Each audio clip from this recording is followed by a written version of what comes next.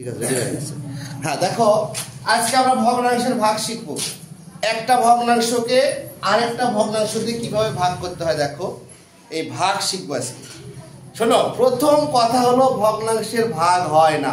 কি বললাম বলো তো?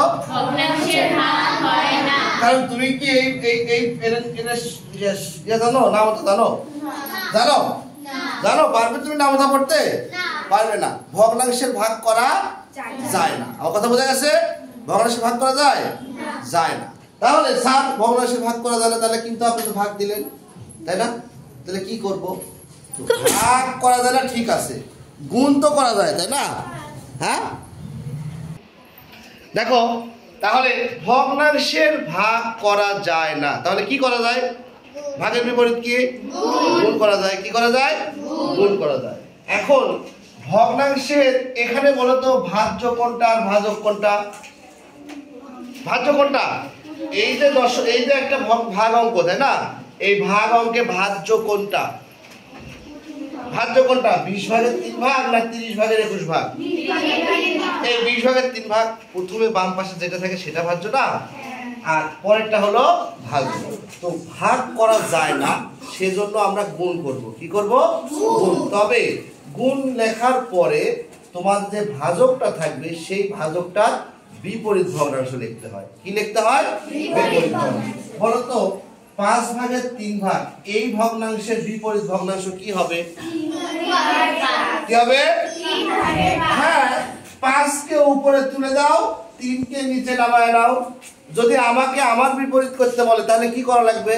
আমার পা ধরে ঝুলায় টাঙ্গাইতে হবে, পা তোলা লাগবে উপরে, মাথা দিতে হবে নিচে। এখন বলো তো 5 এর বিপরীত সংখ্যা কি? এই 5 এর বিপরীত সংখ্যা কি? হ্যাঁ, কেন? এই 5 এর নিচে একটা কত আছে? 1 আছে না?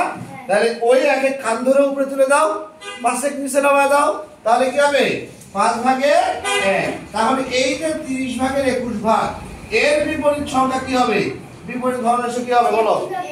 হ্যাঁ, 30 যাবে উপরে, 21 আসবে নিচে। এটার প্রয়োজনীয়তা আছে বলে আমি শিখালাম, এটা আগেও আলোচনা করেছি।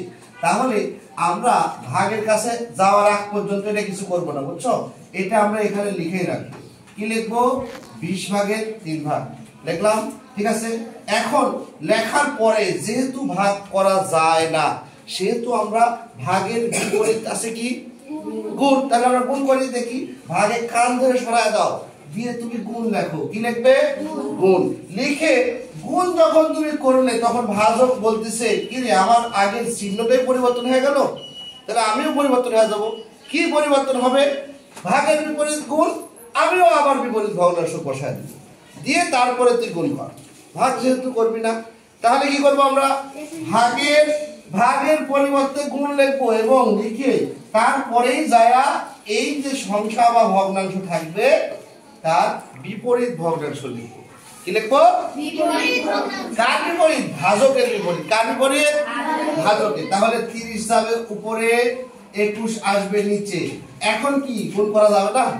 এর আগের ক্লাসেই তো শিখলাম। তাহলে এখন গুণ করি, তার মানে দাগ দিব, দিয়ে 3 গুণ কত বলো? উপরে কি লিখবো? 3 গুণ 30, নিচে কি লিখবো বলো? 20 গুণ 21। এখন আর কোনো পরিবর্তিত কাজ আছে? এখন তো একই কাজ, তাই না? তাহলে দেখো, আমরা এখন উপরে আর নিচে কাটাকাটি হয় কিনা একটু চেক করি। 3 আর 20 এর মধ্যে কাটাকাটি যায়? যায় না। 3 আর 21 এর মধ্যে যায়? যায়। তাহলে 3 দিয়ে 3 ভাগ করলে 1, 21 ভাগ করলে 7, ঠিক আছে। এইবার দেখো তো 20 আর 30 এর মধ্যে যায়? যায় না। দুইটাই তো জোড় সংখ্যা, অবশ্যই যাবে। তাহলে প্রথমে 2 দিয়ে করি, 15 দিয়ে 30, 10 দিয়ে 20। আবার দেখো যায় না? 5 দিয়ে যায়, 5 দিয়ে 10, 3 5 15। আর কোনো কিছু দিয়ে কাটাকাটি করা যাবে? যাবে না। তাহলে এখন উপরে কত আছে?